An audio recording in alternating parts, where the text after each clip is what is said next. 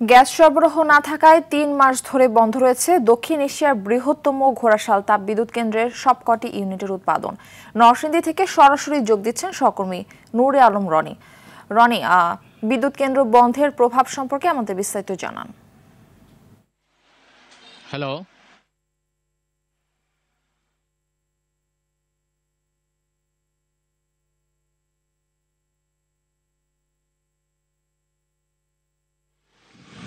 জি hello,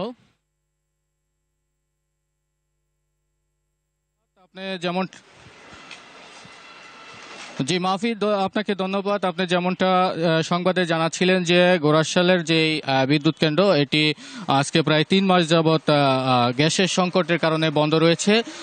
এই বিদ্যুৎ কেন্দ্রটি কিন্তু এই বাংলাদেশের মধ্যে সবচেয়ে বড় বিদ্যুৎ কেন্দ্র। এইখানে কিন্তু 60টি ইউনিটের মাধ্যমে 1380 মেগাওয়াট বিদ্যুৎ উৎপাদন হতো, কিন্তু বিভিন্ন সময়ে যে যান্ত্রিক ত্রুটি এবং অগ্নিকাণ্ডের কারণে কিন্তু এই বিদ্যুৎ কেন্দ্র 1, 2, 3 এবং 6 নম্বর ইউনিটটি বন্ধ হয়ে যায় এবং এরপর থেকে কিন্তু 4, 5 এবং 7 নম্বর ইউনিট থেকে 680 মেগাওয়াট বিদ্যুৎ উৎপাদন হতো। তবে গত 14 জুন থেকে কিন্তু সরকার থেকে যে গ্যাস সরবরাহ বন্ধ করে দেওয়া হয়, এর কারণে কিন্তু এখানে এই 3টি ইউনিটও কিন্তু বন্ধ হয়ে গিয়েছে এবং বলা যায় যে এখন সবকটি ইউনিট থেকে কিন্তু বিদ্যুৎ উৎপাদন হচ্ছে না। এখানে বলে রাখছি যে এই বিদ্যুৎ এখান থেকে কিন্তু জাতীয় গ্রিডে 1380 মেগাওয়াট বিদ্যুৎ সরবরাহ করা হতো। তবে এখন কিন্তু ইউনিটগুলো বন্ধ হওয়ার কারণে জাতীয় গ্রিডে কিন্তু একটি বড় আকার পরিমাণ বিদ্যুৎ সরবরাহ বন্ধ রাখা হয়েছে।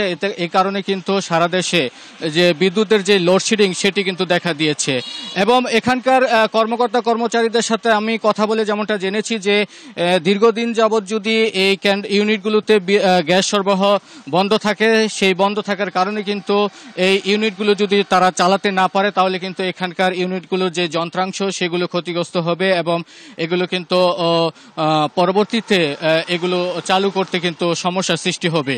তো এখানকার কর্মকর্তাদের যে দাবি, তারা বলছে যে দ্রুত সময়ের মধ্যে যদি এখানে গ্যাস সরবরাহ করা হয় তাহলে কিন্তু তারা এই বিদ্যুৎ কেন্দ্রটি আবারও পুনরায় চালু করতে পারবে। এবং আমি কথা বলেছিলাম এখানকার চিফ প্রকৌশলী যিনি এনামুল হকের সাথে, তিনি আমাকে যেমনটা জানিয়েছেন যে এখানকার যে পার্শ্ববর্তী যে ঘোড়াশাল সার কারখানা রয়েছে সেই সার কারখানায় গ্যাস সরবরাহ করা হচ্ছে, যে কারণে সরকার থেকে এই বিদ্যুৎ কেন্দ্রের গ্যাস সরবরাহ বন্ধ করে দেওয়ার সিদ্ধান্ত নেওয়া হয়েছে। তবে একই সঞ্চালন লাইন থেকে যেহেতু গ্যাস সরবরাহ করা হয়, সে কারণে তাদের কাছ থেকে একটি বিকল্প উপায়ে গ্যাস সঞ্চালন করার জন্য উপস্থাপনা পাঠানো হয়েছে মন্ত্রণালয়ে।